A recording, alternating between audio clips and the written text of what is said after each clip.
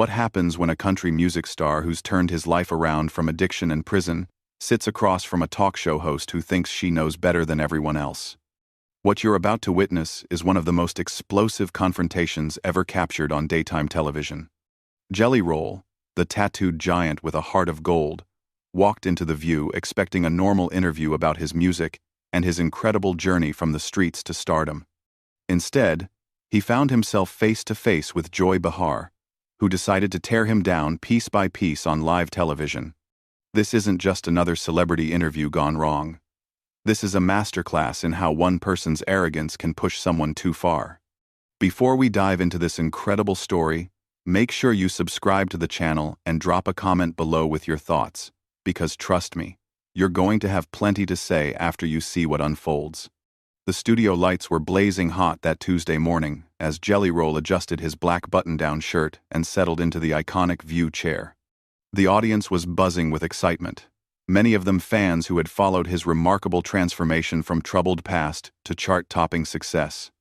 Whoopi Goldberg had just finished the opening segment, and the energy in the studio felt positive, almost electric. Jelly Roll, whose real name is Jason DeFord, had been looking forward to this interview for weeks. It was a chance to talk about his new album, his advocacy work for criminal justice reform, and maybe inspire some people who were struggling with their own demons. Our next guest has had quite the journey. Whoopi began with her trademark warm smile. From spending time behind bars to topping the country charts, please welcome Jelly Roll. The audience erupted in applause as Jelly Roll waved, his genuine smile lighting up the studio. He had that natural charisma that made people instantly like him, the kind of authenticity that you can't fake. "Thank you so much for having me," Jelly Roll said, his deep voice carrying that distinctive southern drawl that had become so recognizable to his millions of fans. "I've been watching this show for years, so this is pretty surreal for me." Sarah Haynes jumped in first with some softball questions about his music, his collaboration with other artists, and his upcoming tour. Jelly Roll answered with the kind of humility and gratitude that had endeared him to fans across the country. He talked about how music had saved his life, how his daughter had motivated him to change, and how he wanted to use his platform to help others who were struggling. "You know," he said, leaning forward slightly, "I think a lot of people look at someone like me, and they write me off before they even get to know my story. The tattoos, the past, all of that.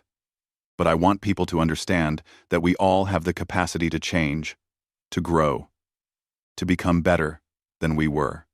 The audience was hanging on every word. This was the Jelly Roll that his fans loved. The vulnerable, honest man who wasn't afraid to admit his mistakes and talk about how he'd overcome them. Alyssa Farah Griffin asked him about his criminal justice reform work, and his eyes lit up as he described the programs he was supporting to help former inmates reintegrate into society. "I've been where these guys are," he explained, his voice getting more passionate. "I know what it's like to feel like society has given up on you, like you're never going to be anything more than your worst mistake. But that's not true. People can change. They just need someone to believe in them and give them a real chance." It was at that moment that Joy Behar, who had been sitting quietly with a barely concealed smirk on her face, decided to pounce. She had that look in her eyes that regular viewers of The View knew all too well. The look that said she was about to say something controversial just for the sake of stirring up drama. "Well, that's all very nice and inspirational," Joy said, her voice dripping with condescension. "But let's be real here. You spent years breaking the law. You were involved with drugs. You were in and out of prison. Now you're sitting here talking about second chances like you're some kind of expert on rehabilitation." The studio fell silent. You could literally feel the energy shift as Joy's words hung in the air. Jelly Roll's smile faded slightly, but he maintained his composure, clearly trying to take the high road. "I think my experience gives me a unique perspective," he replied calmly. "I'm not claiming to be an expert on anything except my own journey. But if sharing my story can help even one person avoid the mistakes I made, then it's worth it." Joy wasn't done, though. She leaned back in her chair with that self-satisfied expression she wore whenever she thought she was making a particularly clever point. But don't you think it's a little convenient that now that you're famous and making money, suddenly you're this reformed character? I mean, how do we know this isn't just good PR?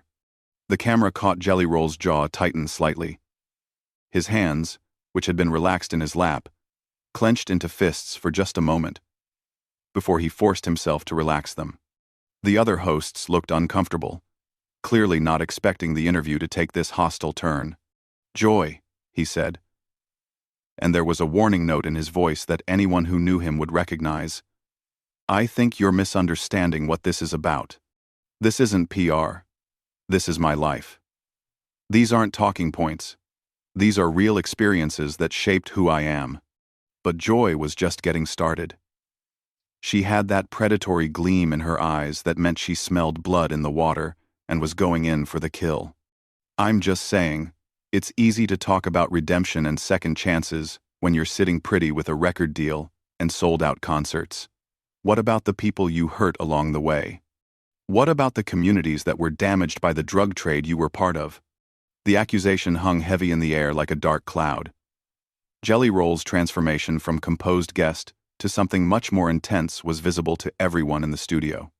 His breathing had changed, his posture had shifted, and there was a fire building in his eyes that suggested Joy had just crossed a line she shouldn't have crossed.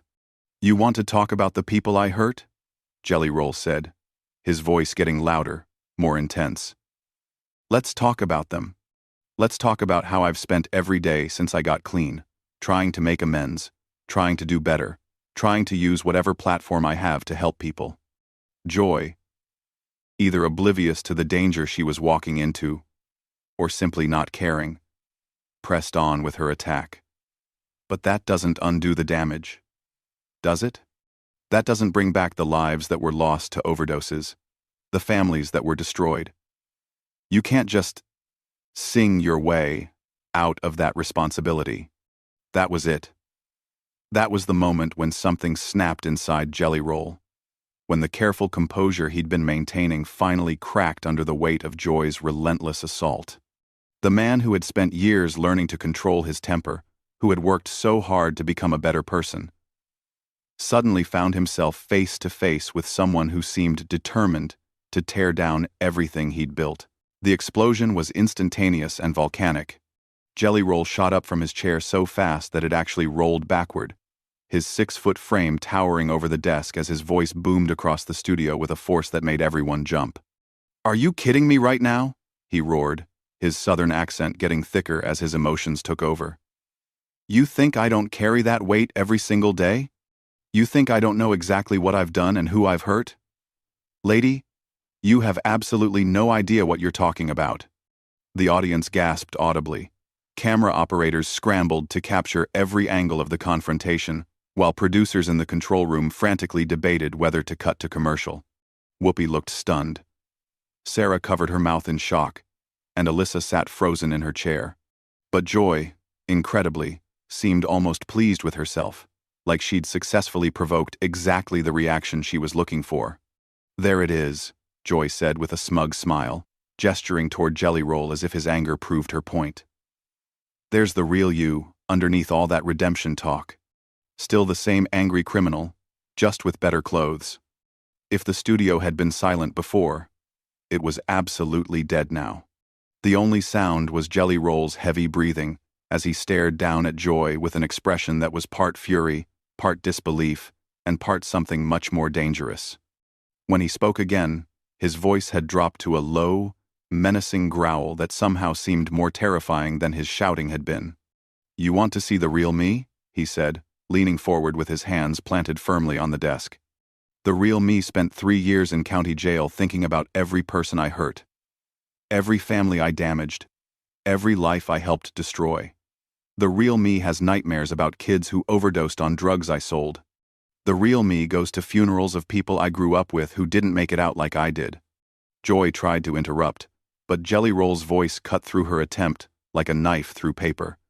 "No, you wanted this conversation, so we're going to have it. You sit up there in your ivory tower passing judgment on people like me, but what have you ever sacrificed? What have you ever overcome? You think redemption is some kind of marketing scheme, Because you've never needed it yourself. The camera zoomed in on Joy's face. And for the first time since the confrontation began, she looked genuinely uncomfortable. Her smug expression was starting to crack around the edges as she realized that maybe she'd bitten off more than she could chew. "I'm just asking the hard questions that need to be asked," she said, but her voice lacked the confidence it had carried just moments before. "Someone has to hold people accountable." "Accountable?" Jelly Roll laughed, but there was no humor in it whatsoever. "You think you're holding me accountable? I hold myself accountable every single day. I work with organizations that help addicts get clean. I visit prisons to talk to kids who are making the same mistakes I made. I donate money to families who lost loved ones to overdoses. What exactly are you doing to make the world better, besides sitting here tearing people down?" Whoopi finally found her voice and tried to regain control of the situation. But Jelly Roll wasn't finished, and his attention was laser-focused on Joy. "You know what the difference is between me and you? I admit when I'm wrong. I own my mistakes. You sit here every day pretending like you're morally superior to everyone else. But you're just a bully with a microphone." Joy's face was turning red now. And not from embarrassment. "How dare you call me a bully? I'm a journalist asking legitimate questions about..." "About what?" Jelly Roll cut her off again, his voice rising back to a roar. "About how someone who made mistakes can't possibly have changed? About how anyone with a criminal past should just shut up and disappear? You're not asking questions. You're pushing an agenda. And that agenda is making people feel bad about themselves, so you can feel better about yourself." The other hosts were looking back and forth between them like spectators at a tennis match, clearly unsure whether to intervene or let it play out. The audience was completely silent now, transfixed by the raw emotion and intensity of what they were witnessing. "I've interviewed thousands of people," Joy shot back, her own voice getting louder and more defensive. "I know how to separate genuine rehabilitation from convenient storytelling, and what I see here is someone who's learned to say the right words to make people forget what they really are." That last comment hit Jelly Roll like a physical blow.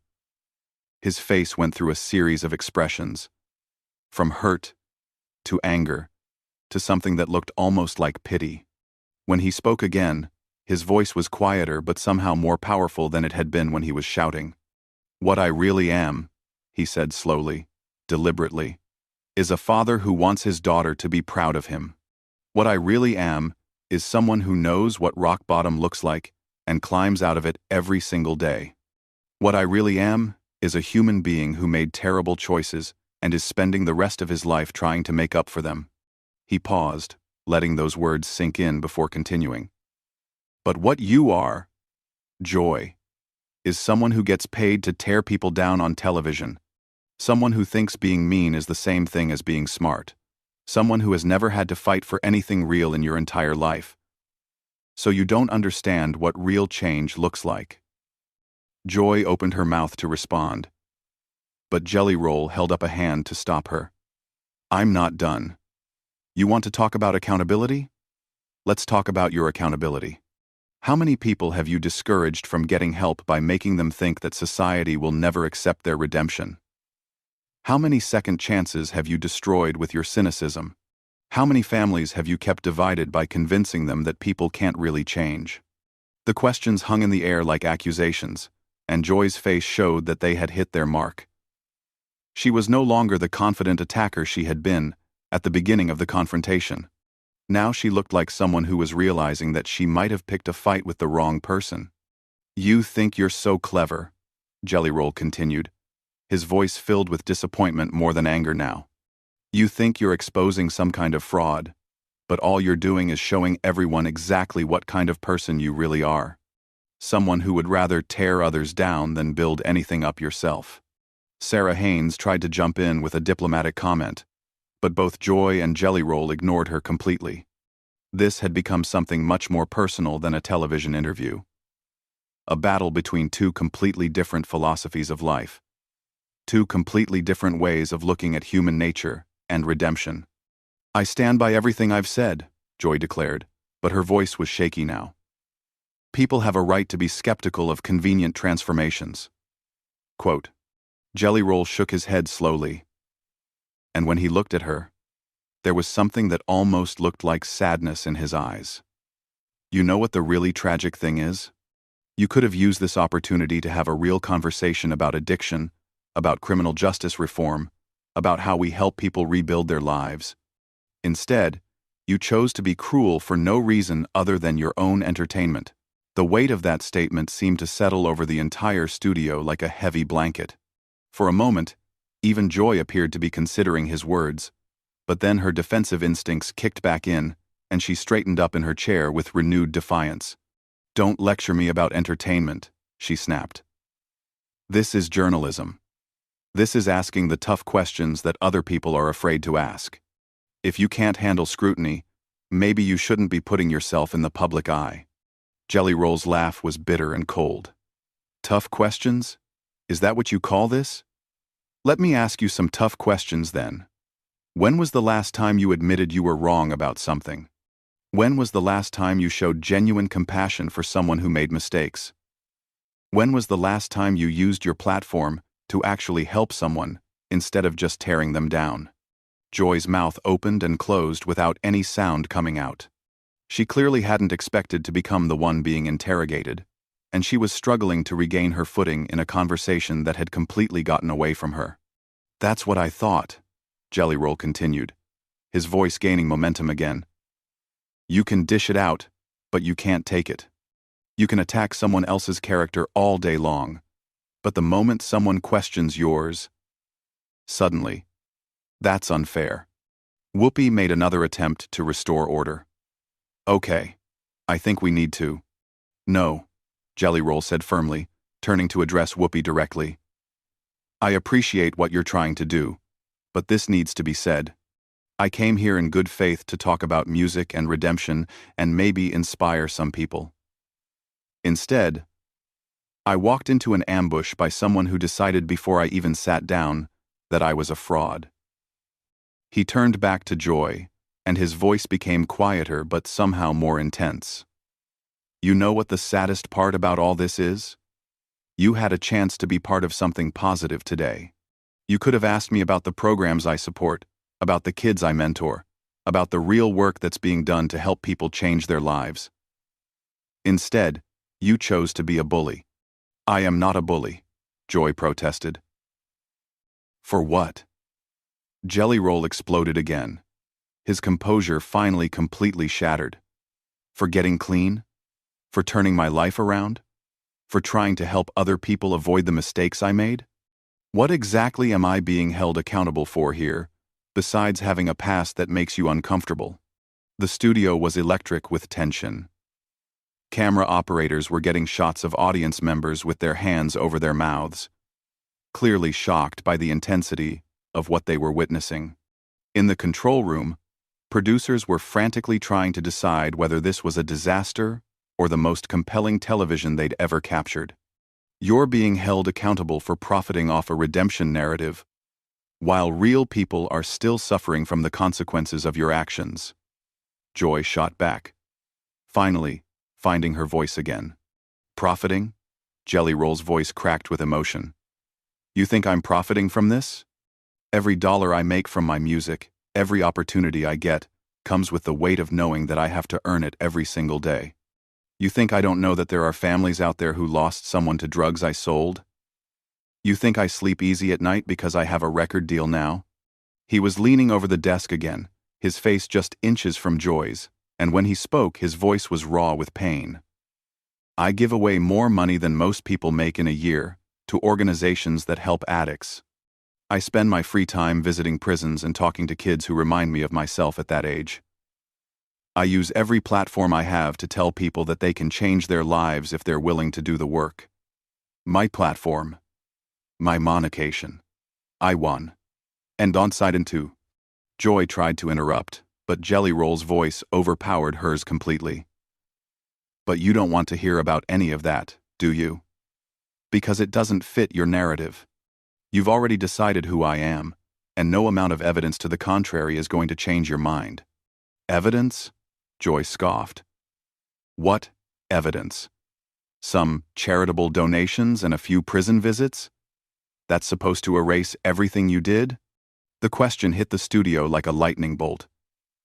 Jelly Roll straightened up slowly, and when he looked at Joy this time, there was something different in his eyes. Not anger anymore, but something deeper and more profound. No, he said quietly. Nothing can erase what I did. Nothing can bring back the people who died because of choices I made. Nothing can undo the families I helped destroy or the communities I helped damage. And you know what? I live with that every single day. His voice was getting stronger again. But it wasn't the angry shouting from before. This was something else entirely. Something that came from a much deeper place. But what you're really asking me is whether I deserve forgiveness. Whether I deserve redemption. Whether someone like me should be allowed to move forward and try to make amends. He looked around the studio, making eye contact with the other hosts, the audience, even the camera operators. And my answer to that is this. I don't know if I deserve it. That's not for me to decide. But I know that I'm going to spend every day of the rest of my life trying to earn it. Joy opened her mouth to respond. But Jelly Roll held up his hand again. You want to judge me? Fine. Judge me by what I do from here forward. Judge me by the lives I help save. By the kids I help turn away from the path I went down. By the families I help heal. Don't judge me by who I was. Judge me by who I'm becoming. The silence that followed was deafening. Even Joy seemed to have been struck speechless by the raw honesty and vulnerability in his words. The camera caught her face, and for just a moment, there was something that might have been shame in her expression. You came at me today thinking you were going to expose some kind of fraud, Jelly Roll continued, his voice steady and strong. But all you've exposed is your own inability to believe that people can change. Your own cynicism. Your own need to tear others down. To make yourself feel superior. He straightened his shirt and looked directly into the camera. To anyone watching this, who's struggling with addiction, who's made mistakes they think they can't come back from, who's been told by people like her that they'll never be anything more than their worst moment, I want you to know something. You can change. It won't be easy, and it won't happen overnight. But you can change. Don't let anyone tell you otherwise. Joy made one final attempt to salvage the situation. I think you're being overly dramatic about. Dramatic? Jelly Roll cut her off one last time. You attacked my character, my motives, my redemption, and my right to speak about my own experiences. You tried to tear me down on national television for no reason other than your own entertainment. And when I defended myself, when I showed you exactly what real accountability looks like, you call me dramatic? He shook his head in disgust. You know what, Joy? You're exactly the kind of person who makes it harder for people to get help. You're exactly the kind of person who keeps families divided and communities broken. You're the problem, not me. With that, he turned away from her completely and addressed Whoopi directly. Thank you for having me on the show. I'm sorry it turned into this, but I won't apologize for defending myself against someone who came at me with nothing but malice and prejudice. The camera caught Joy's face one final time as Jelly Roll gathered himself to leave. She looked like someone who had just realized that she'd made a terrible mistake. Someone who was beginning to understand that she'd crossed a line that maybe shouldn't have been crossed. Wait, she called out, as he started to walk away, but Jelly Roll didn't even turn around. We're done here, he said over his shoulder, his voice filled with finality.